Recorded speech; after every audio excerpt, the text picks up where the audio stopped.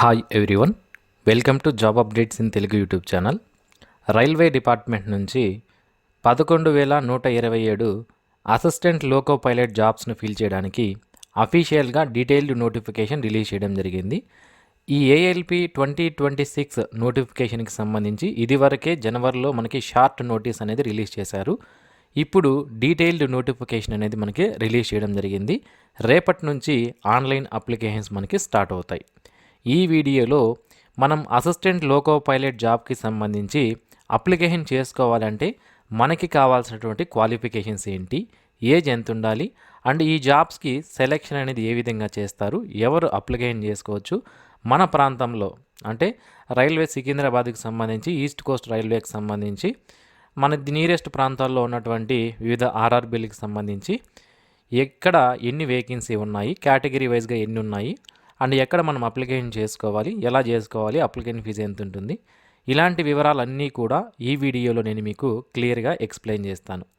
So ఈ assistant loco pilot అంటే చాలామంది అభ్యర్థులకు అర్థం కాదు. కొంతమందికి కాంపిటేటివ్ ఎగ్జామ్స్కి ప్రిపేర్ అవుతున్న వాళ్ళకైతే అర్థమవుతుంది. రీసెంట్గా కాంపిటేటివ్ ఫీల్డ్లో వచ్చిన వాళ్ళకి అర్థం కాకపోవచ్చు. సో ఏఎల్పి అంటే అసిస్టెంట్ లోకో పైలట్ అంటే ట్రైన్ డ్రైవర్ అని సింపుల్గా చెప్పవచ్చు అన్నమాట. ఓకేనా? సో ట్రైన్ని నడిపే వ్యక్తిని అసిస్టెంట్ లోకో పైలట్ అంటారు. సో ఈ జాబ్ అనేది రైల్వే డిపార్ట్మెంట్లో చాలా ఇంపార్టెన్స్ ఉన్నటువంటి జాబు. శాలరీస్ కూడా చాలా ఎక్కువగా ఉంటాయి. సో మనకి బేసిక్ పేనే కాకుండా ఇతర అలవెన్సెస్ ఏవైతే ఉన్నాయో అవి చాలా వరకు వస్తాయన్నమాట. స్టార్టింగ్లోనే మీకు నియర్లీ 60,000కి పైగా శాలరీ అనేది రావడం జరుగుతుంది. అండ్ అంతేకాకుండా త్వరలోనే సెంట్రల్ గవర్నమెంట్కి సంబంధించిన పిఆర్సీ కూడా ఉంది కాబట్టి అది కానీ ఇంప్లిమెంటేషన్ అయితే ఇంకా శాలరీస్ అనేవి 80,000 పైన స్టార్టింగ్లోనే మీకు ఉంటుంది. సో కాబట్టి railway assistant loco pilot job అనేది చాలా చాలా మంచి job, permanent government job, salary కూడా చాలా బాగా ఉంటుంది. మన దగ్గరలో ఉన్నటువంటి రైల్వేలో కూడా మనం జాబ్ అనేది చేసుకోవచ్చు. కాబట్టి ఈ వీడియోలో ఈ నోటిఫికేషన్కి సంబంధించిన డీటెయిల్డ్ ఇన్ఫర్మేషన్ నేను మీకు తెలియజేస్తాను. వీడియో చివరి వరకు చూడండి, మీకు పూర్తి వివరాలు అర్థమవుతాయి. అండ్ అంతేకాకుండా ఇంతవరకు ఎవరైతే మన ఛానల్కి సబ్స్క్రైబ్ చేసుకోలేదో ఇలాంటి డైలీ ఫాస్ట్ జాబ్ అప్డేట్స్ మీరు మిస్ అవ్వకుండా పొందడానికి ఇప్పుడే మన యూట్యూబ్ ఛానల్కి సబ్స్క్రైబ్ చేసుకోండి. డియర్ ఫ్రెండ్స్, దేశవ్యాప్తంగా ఉన్నటువంటి 21 ఆర్ఆర్బీస్ రైల్వే రిక్రూట్మెంట్ బోర్డ్స్ అలాగే జోన్ వైజ్గా ఉన్నటువంటి 11,127 అసిస్టెంట్ లోకో పైలట్ జాబ్స్ను ఫిల్ చేయడానికి అఫీషియల్గా విడుదల చేసిన నోటిఫికేషన్ ఇది.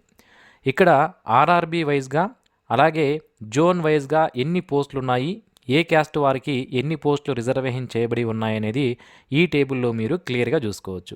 సికింద్రాబాద్ జోన్కి ఎన్ని ఉన్నాయి, అలాగే హుబ్లీ జోన్కి ఎన్ని ఉన్నాయి, ఈ విధంగా క్లియర్గా ఇచ్చారు ఈ టేబుల్లో. వీడియో పాస్ చేసి మీరు ఏ జోన్కి అప్లై చేయాలనుకుంటున్నారు, అక్కడ ఎన్ని వేకెన్సీస్ ఉన్నాయనేది మీరు ఇక్కడ క్లియర్గా చూసుకునే అవకాశం అయితే ఉంటుంది. ఇక ఈ అసిస్టెంట్ లోకో పైలట్ జాబ్స్కి సంబంధించి మనం అప్లికేషన్ చేసుకోవాలి అనుకుంటే ఆన్లైన్ అప్లికేషన్స్ అనేవి రేపటి నుంచి స్టార్ట్ అవుతాయి. అంటే 15/5/2026 నుంచి ఆన్లైన్ అప్లికేషన్ స్టార్ట్ అవుతాయి. అప్లికేషన్ చేసుకోవడానికి లాస్ట్ డేట్ వచ్చి 14/6/2026 లోపు అప్లికేషన్స్ అనేవి చేసుకోవాల్సి ఉంటుంది. సో ఈ అసిస్టెంట్ లోకో పైలట్ జాబ్కి సంబంధించి ఏజ్ విషయానికి వస్తే 18 నుంచి 30 సంవత్సరాల మధ్యలో ఉన్నటువంటి అభ్యర్థులు అప్లికేషన్ చేసుకోవచ్చు. 1/7/2026 నాటికి మనం ఈ ఏజ్ అనేది క్యాలిక్యులేట్ చేసుకోవాలి, మినిమం అండ్ మ్యాక్సిమం ఏజెస్ అనేవి. అయితే ఎస్సీ ఎస్టీ కేటగిరీకి సంబంధించిన వాళ్ళు ఎవరైతే ఉన్నారో వీళ్ళు 18 నుంచి 35 సంవత్సరాల మధ్యలో ఉన్న వాళ్ళు కూడా అప్లికేషన్ చేసుకోవచ్చు. ఓబీసీ కేటగిరీకి సంబంధించిన వాళ్ళు అయితే 18 నుంచి 33 సంవత్సరాల వరకు ఉన్న వాళ్ళు కూడా అప్లికేషన్ చేసుకునే అవకాశం అయితే ఉంటుంది.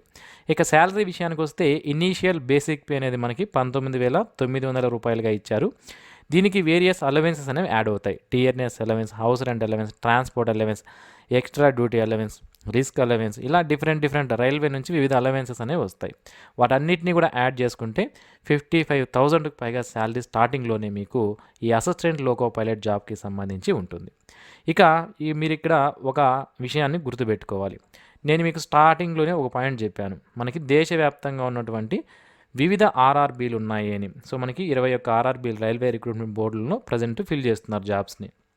అయితే మీరు ఎక్కడ అప్లై చేసుకోవాలి అనేది ఇక్కడ ఇంపార్టెంట్ పాయింట్. ఎందుకు అంటే ఫర్ ఎగ్జాంపుల్ కట్ ఆఫ్ తక్కువ ఉంటుంది అని వేరే జోన్లో అప్లై చేశారు, మీ సొంత జోన్ కాకుండా. మీది సొంతం సికింద్రాబాద్ జోన్ అనుకుందాం, మీరు నివాసం ఉండేది, బట్ వేరే జోన్లో అప్లై చేశారనుకోండి, ఫ్యూచర్లో మనం ఎప్పుడు ట్రాన్స్ఫర్స్ అనేవి మన జోన్కి చేసుకోవచ్చు అనేది వాళ్ళు ఇక్కడ క్లియర్గా ఇచ్చారు.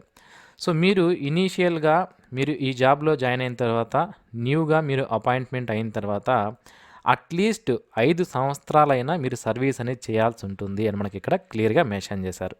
కాబట్టి అప్లికేషన్ చేసుకునే ముందు మీరు ఏ ఆర్ఆర్బీకి మీరు అప్లికేషన్ చేస్తున్నారు అనేది క్లియర్గా మైండ్లో పెట్టుకొని ఒకసారి 1కి 10 సార్లు ఆలోచించుకొని మీరు అప్లికేషన్ అనేవి చేసుకోండి. ఓకేనా? సో ట్రాన్స్ఫర్స్ అనేవి మీరు జాయిన్ అయిన వెంటనే ఉండవు. తర్వాత 5 to 10 ఇయర్స్ వరకు పడుతుంది టైం అనేది మనకి 1.15 అనేటువంటి పాయింట్లో క్లియర్గా వీళ్ళు మెన్షన్ చేయడం అనేది జరిగింది.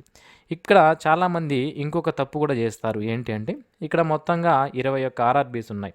సో నేను అన్ని చోట్ల అప్లికేషన్ అనేది చేసేస్తాను, అన్ని చోట్ల ఎగ్జామినేషన్ రాస్తాను, సో నాకు ఏదో ఒక చోట జాబ్ వస్తుంది అని చాలామంది అనుకుంటుంటారు. ఇక్కడ మీరు గుర్తుపెట్టుకోవాల్సిన విషయం ఏంటి అంటే దేశవ్యాప్తంగా అన్ని జోన్లకు ఒకే రోజు ఎగ్జామినేషన్ కండక్ట్ చేయవచ్చు. కాబట్టి వాళ్ళు ఒక పాయింట్ అనేది నోటిఫికేషన్లోనే మెన్షన్ చేశారు. ఓన్లీ ఒక అప్లికేషన్ మాత్రమే చేయాలి. మల్టిపుల్ అప్లికేషన్స్ చేస్తే అప్లికేషన్స్ అనేవి మేము రిజెక్ట్ చేస్తాము అని మనకి ఇక్కడ క్లియర్గా వాళ్ళు నోటిఫికేషన్లో మెన్షన్ చేయడం అనేది జరిగిందన్నమాట. ఇక ఏజ్ రిలాక్సేషన్ అనేది ఆల్రెడీ క్లియర్గా నేను మీకు చెప్పాను, ఎవరెవరు ఎంత ఏజ్ ఉంటే అప్లికేషన్ చేసుకోవచ్చు అని. ఇక్కడ డేట్ ఆఫ్ బర్త్తో సహా క్లియర్గా ఇచ్చారు. మనకి ఈ టేబుల్ చూస్తే ఏ డేట్ నుంచి ఏ డేట్ మధ్యలో అండ్ మన క్యాస్ట్ని బట్టి కూడా డేట్స్ అనేవి ఇచ్చారు. కాబట్టి సో ఎప్పటి నుంచి ఎప్పటి మధ్యలో మనం జన్మించుంటే అప్లికేషన్ చేసుకోవచ్చు అనేది ఈ 5.2 టేబుల్లో క్లియర్గా ఉంది. ఒకసారి మీరు చెక్ చేసుకోండి. ఓకేనా? మీ ఏజ్ అనేది చూసుకొని చెక్ చేసుకోండి. ఇక ఎగ్జామినేషన్ ఫీజు విషయానికి వస్తే SC, ST, ex servicemen, female candidates, transgender, అలాగే మైనారిటీస్, ఎకనామికలీ బ్యాక్వర్డ్ క్లాసెస్ ఈ కేటగిరీకి సంబంధించిన వాళ్ళు 250 రూపాయల అప్లికేషన్ ఫీజు అనేది పే చేయాలి. మీరు పే చేసేటువంటి అప్లికేషన్ ఫీజు ఏదైతే ఉందో ఫస్ట్ స్టేజ్ కంప్యూటర్ బేస్డ్ టెస్ట్కి కానీ మీరు అటెండ్ అయితే ఈ 250 రూపాయల ఫీజు అనేది మీకు రిఫండ్ అనేది ఇచ్చేస్తారు. ఒకవేళ మిగిలిన కేటగిరీకి సంబంధించిన వాళ్ళు ఎవరైతే ఉన్నారో SC, ST, ex servicemen, female, transgender, minorities, economically backward classes వీళ్ళు కాకుండా మిగిలిన వాళ్ళు ఎవరైతే ఉన్నారో వీళ్ళందరూ కూడా 500 రూపాయల అప్లికేషన్ ఫీజు అనేది పే చేయాల్సి ఉంటుంది.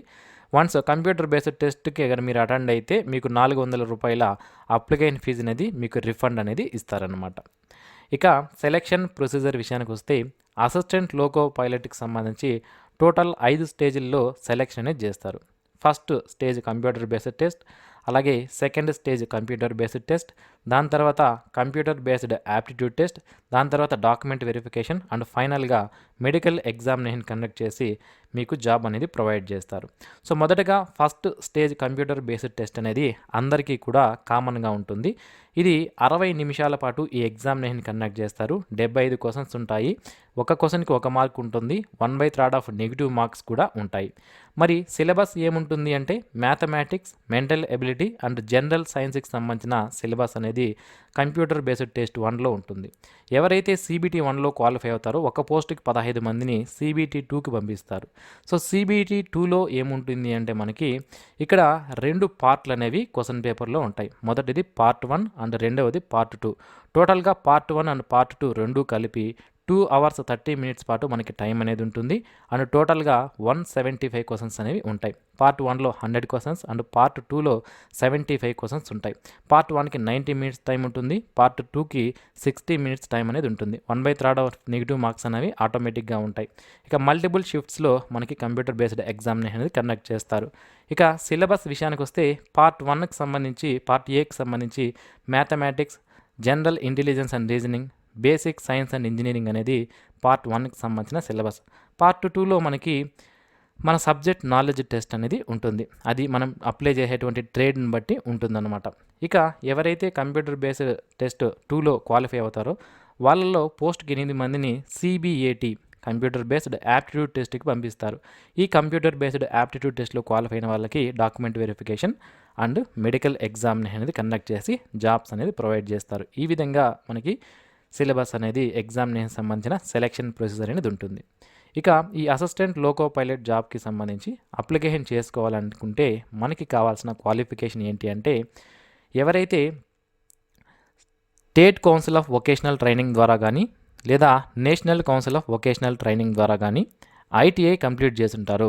అది కూడా fitter, electrician, instrument mechanic, millwright లేదా maintenance mechanic, mechanic radio and TV, electronics mechanic, mechanic motor vehicle, wiremen, tractor mechanic, armature and coil winder, mechanic diesel, heat engine, turner, machinist, refrigeration and air conditioning mechanic. వీటిలో ITI చేసిన వాళ్ళు కానీ లేదా పైన చెప్పినటువంటి ట్రేడ్స్లో apprenticeship ట్రేడ్స్లో complete చేసిన వాళ్ళు కానీ దీనికి అప్లికేషన్ చేసుకోవచ్చు. లేదా 3 years డిప్లొమా ఎవరైతే మెకానికల్ లేదా ఎలక్ట్రికల్ లేదా ఎలక్ట్రానిక్స్ లేదా ఆటోమొబైల్ ఇంజనీరింగ్ లేదా కాంబినేషన్గా ఉన్నటువంటి వేరియస్ స్ట్రీమ్స్లో ఎవరైతే డిప్లొమా కంప్లీట్ చేస్తుంటారో వాళ్ళు కూడా ఈ జాబ్కి అప్లై చేసుకోవచ్చు.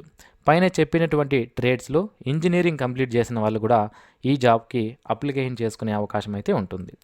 ఇక ఆర్ఆర్బీ వైజ్ వేకెన్సీస్ అనేవి ఆల్రెడీ చూసాం. సో ఎవరైతే ఈ నోటిఫికేషన్కి అప్లికేషన్ చేసుకోవాలి అనుకుంటున్నారో ఆన్లైన్ అప్లికేషన్ అనేవి రేపటి నుంచి స్టార్ట్ అవుతాయి. రేపటి నుంచి మీరు అప్లికేషన్ అనేవి చేసుకోవచ్చు. సో ఇది ఫ్రెండ్స్ ఈ నోటిఫికేషన్కి సంబంధించిన డీటెయిల్ ఇన్ఫర్మేషన్. మీకు ఇంకా ఏదైనా ఇన్ఫర్మేషన్ కావాలి అంటే ఏవైనా డౌట్స్ ఉంటే వీడియో కింద కామెంట్స్లో తెలియజేయండి, నేను మీకు రిప్లై అనేది ఇస్తాను. And thanks for watching this video. ఈ వీడియో మీకు నచ్చినట్లయితే లైక్ చేయండి, మీ ఫ్రెండ్స్కి షేర్ చేయండి. Thanks for watching. Have a nice day friends.